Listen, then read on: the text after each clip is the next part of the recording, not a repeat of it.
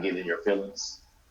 Yeah, especially if a team like the Clippers, when I know what they're trying to do and you're trying to figure it out, and so it's that fine balance of being reckless and over aggressive where you get yourself in trouble. I think I got a charge trying to take on all five guys in the second half, or like early in the third quarter, versus being smart with the ball, hunting for my shot, but also just kind of reading the situation and being a little bit more thoughtful around it. So obviously that falls on my responsibility to figure that out. Steph, Malika Bobino with Bobino Sports Break. Is it the message at halftime that Kerr gives, or is it your leadership on the floor that calms the guys? Because you guys rushed a lot of shots that didn't go in, but in the second half, you just kind of got into a really good flow. So is it your leadership as well as Draymond's just to kind of coach them along? I mean, you have Wanamaker come off the bench and give you 8 points. It's on everybody. Myself, Draymond, leading the charge as players in the locker room and on the court.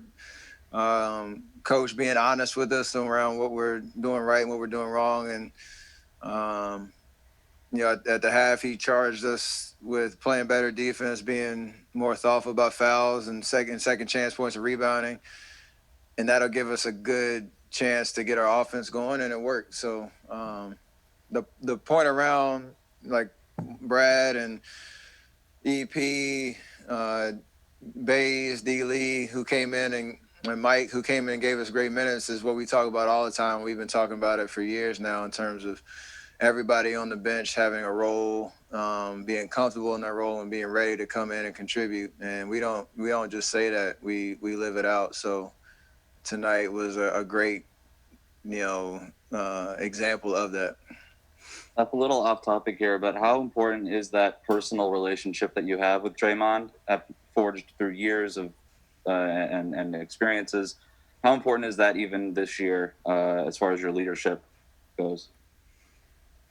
I mean, it's huge because we're both trying to figure it out on the fly. We understand what teams we've been on in the past, and we understand the challenge of this year, getting a bunch of new guys, comfortable here and bring the best out of them. And understanding that this is an off season and a start of the year that, obviously around the league, but we haven't been in before. So it does require an awareness and the consistency in how you're using your voice and leading by example. But it's also like being honest with the different challenges that, like, the schedule brings and the protocols and the newness of everything, because we are a little, obviously, much more comfortable having been around the block. So,